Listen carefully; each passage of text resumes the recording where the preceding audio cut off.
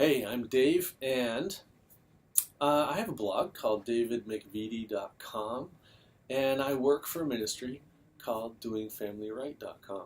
We work with a lot of people, men in particular, who are dealing with lust and pornography and sexual addiction problems. I have a few clients right now, and two in particular are extremely excited about the progress that they're making. They find they've cleaned out their closet, they've done a full disclosure, and they're finding all sorts of freedom in that. The problem is that they're kind of leaving their spouse in the dust.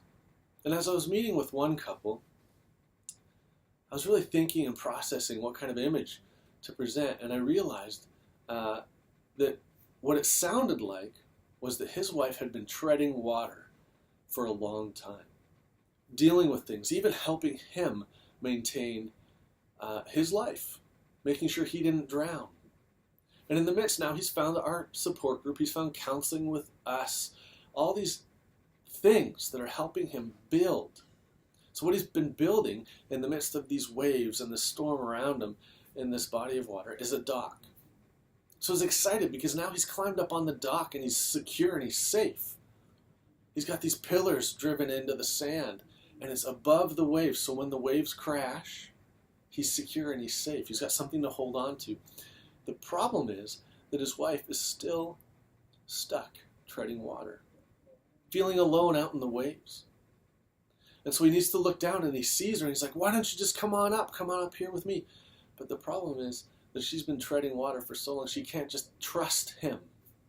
She can't accept his hand and welcome up onto the dock. So what he's got to do, I described to him, was you've got to get into the water with her. You throw out a life preserver so she sees, and it's anchored to your dock, absolutely, but eventually you've got to get into the water with her. You tread next to her so she can look you in the eye and trust you. You describe this dock of safety that she can come to, your experiences on it, and she sees more and more of this thing being built. But she needs to know that you care enough to get back into that water with her, not just desert her and leave her behind.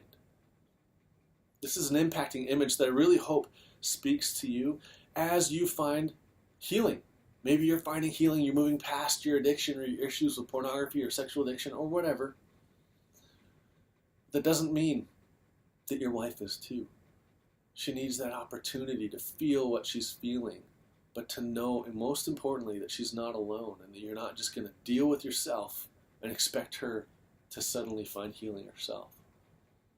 So hold on to that. Don't forget, you can hold on with one hand to the dock, but you got to reach out from inside the water to her so you can pull her out to find safety and security together on the dock that you're building, not just for you, but for your relationship and for her as well. Thanks for listening. Hope that impacts you in some way.